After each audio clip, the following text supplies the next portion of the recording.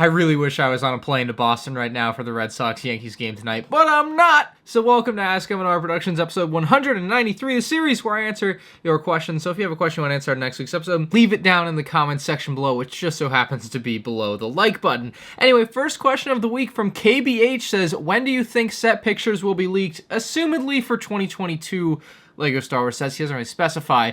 Ironically, I believe 1 year ago tomorrow was the day that 2021 set pictures leaked. I honestly don't even know if they leaked publicly, but they leaked and then descriptions were talked about in videos and whatnot. Obviously, I couldn't upload a video with the pictures in them because they had the watermarks on them, but you can talk about them. And so that's when that happened a year ago. So I'm not sure if the same will happen this year. Maybe tomorrow's the day, but like it should be any time now. Retailers should be getting their catalogs, and from there, we will get the crumbs. Doofmech says, there are now cardboard shortages, at least in my country, Denmark. Do you think that will affect the production and stock of LEGO sets? I don't know if specifically cardboard shortages will be to blame for the upcoming mega shortage of LEGO, but I do think there is going to be one. I have been hearing from a lot of people much more in the know and smarter than I am about this sort of stuff, that there's probably going to be a pretty big LEGO shortage throughout this holiday season. I know Penn Plays has been touting this for like months, and some of the things that he and other people have told me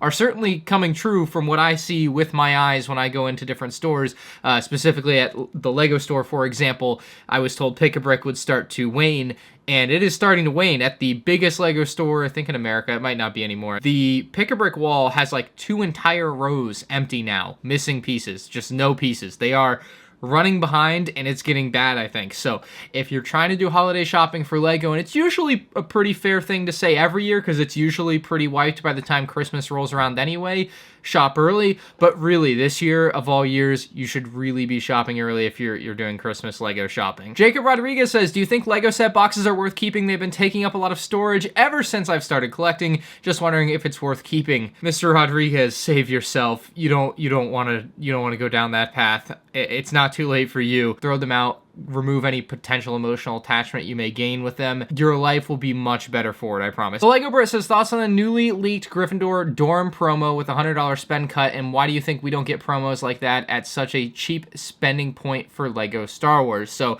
I'm honestly going to completely ignore the spending point. It is what it is. It's a promo. It's free with a purchase. They kind of set the purchase line arbitrarily. But I do want to talk about the promo because it is so disappointing to me to once again see LEGO Star Wars continue to get the shaft. And so here we have a promo that is really good for Harry Potter. I'm a Harry Potter fan. I bought a LEGO Harry Potter set, so I'm going to get this. But when I contrast it with what I see in the world of LEGO Star Wars, it makes me upset because why is Harry Potter getting 2 minifigs in a promo? And in a promo, they are just a bonus. But for LEGO Star Wars, you see a set, we get told to pound dirt. Really on top of that, like, LEGO Star Wars promos should be having minifigures. It's just a no-brainer, and it doesn't make any sense why set after set after set doesn't have a minifigure. And then you look at Harry Potter, like even last year, you can make the argument that it's not minifigure scale for like a Luke's lightsaber promo, which should be coming out soon, to not have a Luke minifigure. But then you look at the Monster Book of Monsters from LEGO Harry Potter last year, which was not made to play with minifigures at all, and they just randomly included Draco Malfoy. Do the Harry Potter designers just care more? Probably. Elaval says, how do you feel about a Star Wars What If show? And of course, what awesome sets could exist? Oh man, so I haven't watched Marvel What If yet, but like, and I think it's gotten some mixed reviews just from what I've seen from people, but nonetheless, I would very much fancy a Star Wars What If show. There's just so many things that could be explored with something like this. I almost, like, I think Dan from Titanic said this, or maybe it was Penn, I don't remember. But either way, the statement was something like this of, there has always been a Star Wars What If show, and it's the LEGO Star Wars short videos that you see, or the terrifying tales and stuff like that. That is the equivalent of a Star Wars What If show. It'd be really cool if LEGO got to just tackle the Star Wars What If universe, or the people that make the LEGO animations, I should say. But there's just so many great things that could be explored. There's always this great scene that I remember back when they made video games for every movie that came out. I remember in like 2005, I got the Star Wars Episode 3 video game, and so you like go through like the missions of Star Wars Episode 3. But at the end of this video game, they have an alternate ending to Star Wars Episode 3, which is awesome. It's basically a Star Wars What If show, but with really bad graphics. And you have Anakin kill the Emperor after I think he defeated Obi-Wan. I don't actually remember what happened prior to that, but I know that Anakin kills the Emperor. Like, he holds his lightsaber up and stabs him. It's really cool to have something like that. And so I would love to see something like that explored. What happened if Anakin kills the Emperor? Or I would also really like to see what happened if Rey took Kylo Ren's hand. There was another really great tweet. Most movies you see nowadays, it's like a villain redemption arc. And it's like, yeah, I get it. The bad guy's now a good guy. I don't care. I didn't want that. I don't want Kylo Ren to be a good guy. He's so dope as a bad guy. I want to see the good guy go bad. I guess kind of like Breaking Bad, but like I want Rey to become Darkseid Rey. I want that. That's what I want in my movie. But of course, the good guy always has to win, I guess, which is kind of lame. I like it when the bad guy wins. It's more fun. Ugly Pickle 992 says, what LEGO set besides the gunship do you think LEGO just put no effort into when designing? So I don't kind of agree with your wording of this, or more so I wanted to say that I feel like saying designers put no effort in is kind of a scapegoat. It just doesn't really accurately represent what I think you actually mean, and it's that they made a bad set, not that they didn't put effort in, because even though the First Order AT-ST is bad, doesn't mean the designer didn't put any effort into it. I see this said a lot, and I just think it's just an easy way for people to word things is say, they put no effort into it. And it's like, well, that doesn't really capture what you really mean, does it now? That being said, there are LEGO Star Wars sets that they didn't actually put any effort into. For example, we have the 7140 X-Wing from 1999, and boy, would I love to be the guy that got paid to design the 7142 X-Wing from 2002. It must have been an easy job. And how could we forget the big three? 1999, 7150, TIE Fighter and Y-Wing. 2002, 7152, TIE Fighter and Y-Wing. 2004, 7262, TIE Fighter and Y-Wing. And then LEGO got the idea that people didn't like it when they re-released things because this is how they were doing it. They were doing it all completely wrong and in the worst way possible. It was done so poorly that even though this 2004 TIE Fighter and Y-Wing is a different set, I don't actually know if it's different than the 2002 version, but I know it is different than the 1999 version. And while they did change the box art on the 2004 set, the build of Darth Vader's TIE Fighter is actually different. It uses the domed top TIE Fighter piece, but as you can see in the box art image, that piece is not on top of the TIE Fighter. Also, on the wings, the wingtips are completely different. They don't have this weird gap. It just goes completely flush down to the wing on the newer model, but they use like an old image of Darth Vader's TIE Fighter for the box art. That is the definition of no effort. The UCS Gunship and the First Order AT-ST, as many mistakes were made with those, that is not no effort, unfortunately. Men444 says, how likely is it that the UCS AT-AT will have an interior? Judging on the previous UCS models, there aren't many that actually have some. Correct me if I'm wrong. You are correct. Most UCS sets don't tend to have an interior because that's not what they're made for. Like the UCS Star Destroyer, it is not built in a way that's conducive to having an interior. It's just not. Nor was like the 2005 UCS Death Star. It's not necessary, nor is it easy to implement with some of the shapes of the builds, and like I think it's more complicated than a lot of people tend to think. However, the UCS AT-AT does present an interesting case here because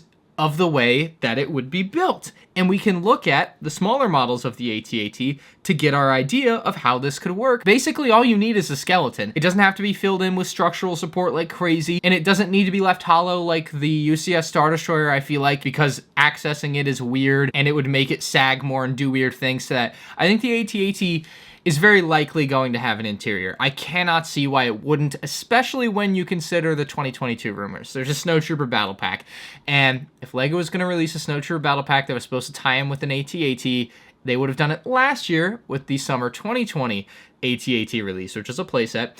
And so in my mind, they're releasing a Snowtrooper battle pack right now because the UCS AT-AT is going to play with figures. Now, that's not to say it's not going to be a great looking display model, but it will also double as a clone pilot. Oh wait, no, sorry. It'll double as like a playset, or at least have a little bit of functionality. More importantly, the interior space to fill up with a bunch of snowtroopers. And yeah, hopefully it leaks soon. Copyright says, how do you display your minifigs? Depending on who you ask, inhumanely. Unless they're a VIP minifigure, of course. Clonebrick says, I remember on a previous Ask M&R, someone asked about LEGO's possibility of releasing the Titanic set, and you responded that LEGO would never make a set based off of a disaster that killed hundreds. Are you surprised after Wednesday's leak. So I'm not surprised after Wednesday's leak because this set has been rumored for many months. It has been known that there's very, very likely going to be a big old LEGO Titanic coming soon. So I either said this 8 months ago in episode 159, or I said it 3 years ago in episode 31. Oh my goodness, this series has been going for a long time. I don't think you can knock my pessimism towards it because LEGO is really stingy with like what they will and won't make and where they draw the line in the sand. They have these really high moral values that they hold near and dear, and then they kind of just change it whenever they see a big money-making opportunity, I think, for the most part, other than Fortnite for some reason. But like, it's not something I'm opposed to at all. Like, I love the Titanic. I wanted a LEGO Titanic, and I'm so pumped we're getting it. It looks amazing. I'm sure there were plenty of internal discussions about, can we do this? Should we do this? Are we going to get in trouble for doing this type of thing?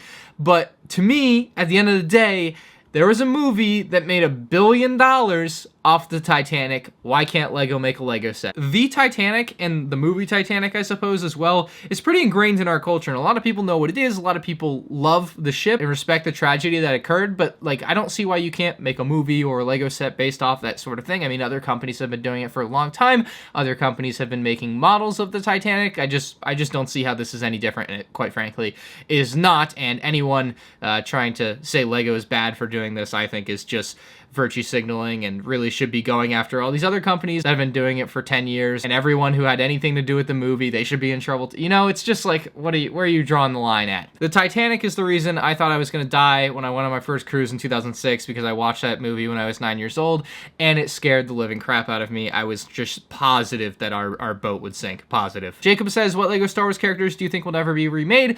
Only one answer to this. Slave Leia, I think, is the only LEGO Star Wars character that will never be remade or never have the chance to be remade. Any other character, I think the LEGO Star Wars team could bring back and do again. They're freely able to do that. I think Slave Leia, because of Disney, will never happen again, though. And that's the only character that could never be remade. Anything else could. Zachariah says, might as well start early. So do you think there will be any episode 3 anniversary sets in 2025? Yeah, we are starting early. Hey, and that's probably not the wrong idea. Just get going now. Why are we going to wait until 2024 to tell LEGO Star Wars what we want? They should be writing a list right now of like 5 sets to remake. I would literally cry if I saw that episode 3 logo on the side of the box with the number 20 under it. It would be so freaking cool. I have to have that. So yeah, I really hope there's episode 3 anniversary sets, and I think the way we get that is by telling LEGO we want that. If you just go quietly in the night, you get nothing. Good day, sir. So like, we have to say we want it. So I don't think it's a bad idea. This also gets me thinking that in 2028 there should be a 20 years of Clone Wars anniversary line of like 5 sets as well. That would be, oh man, now I'm getting excited. And they're never going to do any of this stuff because it's too good of an idea. Reply to the pinned comment with your episode 3 20th anniversary set ideas. But, I mean, I would have to have a turbo tank, a Wookiee catamaran, or maybe like a just big D2C Master Builder Series Kashyyyk set that would just cover the Wookiee catamaran and the Wookiee flyer and the Corporate Alliance tank droid. Of course, got to have a duel on Mustafar. The ARC 170's got to come back, and we got to get a remake of the General Grievous versus Obi-Wan chase set. That is one that definitely deserves like its own $50 or $60 rendition. So I'm all in on a 20th anniversary episode 3 line. Keep asking. Jaden E says, do you think with the Boba Fett's Palace coming out, we can see expansion packs for it, like how we got the Rancor Pit in 2012? Like how we got the Rancor Pit for the 2012 Jabba's Palace. And don't forget, the 2003 Jabba's Palace is also one of the only other sets with true expansions that attach to a set for LEGO Star Wars, with the Jabba's Message and Jabba's Prize sets attaching to the bigger Jabba's Palace. And it's not entirely out of the realm of possibility. However, I can say with no certainty one way or the other without having seen the show. I think it's obvious when you look at Jabba's Palace in the sets that they've made in the past that it works for that in the context of Return of the Jedi. But like, if they don't use a Rancor Pit in the newer show, then they won't have a Rancor Pit attachment set for it if it's even on the table. And if they don't have, tons of different rooms being used, well, then there's no reason to have something like Hogwarts where you can have extra rooms brought onto the main palace build or whatever is in this $100 set that's supposed to be Boba's palace. I can't imagine it'll be too big, like I said, but it's a $100 set nonetheless. So it's very much up in the air. It's definitely possible, and it's one of the few things I would say is possible because of the history with Jabba's palace. And of course, now that it's Boba's palace, it's still the same build for the palace. So yeah, there's no reason they couldn't do it. It just is going to depend on what we see in the show, and right now that's just months away. Geek Lord says, like when that guy did a video about ranking every single Simpsons episode, do you think you'll ever make a ranking of every single LEGO Star Wars set? Yes, I will.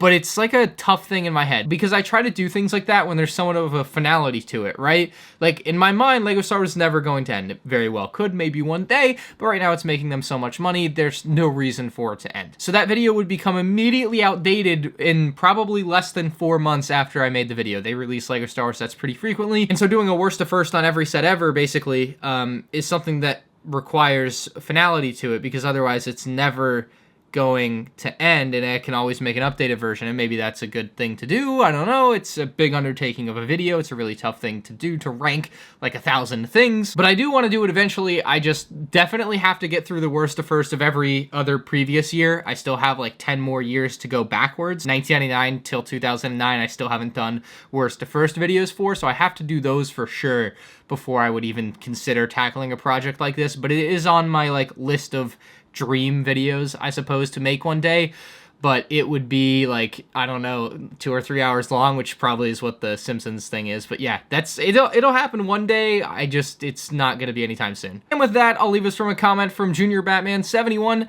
He says, it was so awesome to meet you and Just Too Good. And what about Pro Lego Channel at the Lego store on October 1st, and to also get a picture with you both as well. Hope this makes it on next week's episode or future episode of Ask M&R. Love the channel and keep making awesome videos. Just want to thank Junior Batman for saying hi to me at the Lego store, and I had a great time at the Lego store. I spent like an hour just chatting with people outside the Lego store after I was done. I probably met like 10 people there that knew me from the channel. It was really cool. It was a great time. So very much looking forward to the next time at the Lego store, which is probably when the Titanic comes out, and then the Tumbler comes out, and then the UCS AT-AT comes out. There's some exciting stuff coming up soon. So make sure you guys are subscribed if you aren't. Ask any questions you have for next week's episode below, and leave a like, and I'll see you next time.